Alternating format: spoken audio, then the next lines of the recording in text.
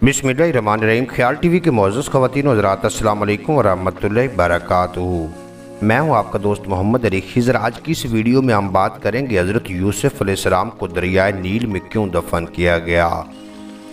हज़रत यूसुफ़ अलैहिस्सलाम ने 120 साल की उम्र पाई। हज़रत यूसुफ़ अलैहिस्सलाम के विसाल के बाद इनके चाहने वालों में इख्तलाफ हो गया कि हज़रत यूसुफ़ अलैहिस्सलाम को कहाँ दफन किया जाए।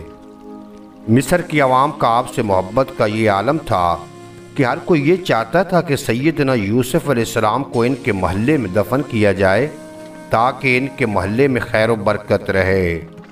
आखिर में अहलियान मिस्र इस बात पर राज़ी हुए कि आपको दरियाए नील में दफन किया जाए ताकि दरिया का पानी आपकी कब्र मुबारक को छू कर गुजरे और तमाम मिस्र वाले इस पानी से बरकत हासिल कर सकें।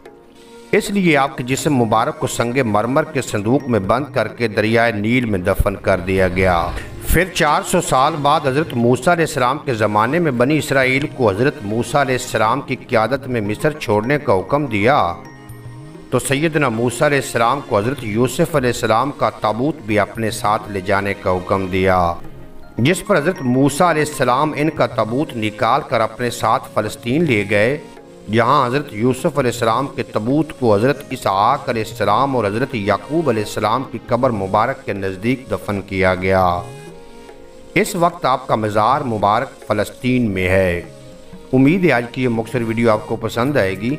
अगर वीडियो पसंद आई हो तो चैनल को सब्सक्राइब फरमा कर बेल नोटिफिकेशन को प्रेस करना ताकि मुस्तक़बिल में अपलोड होने वाली तमाम वीडियो बर वक्त आप तक पहुँचती रहें।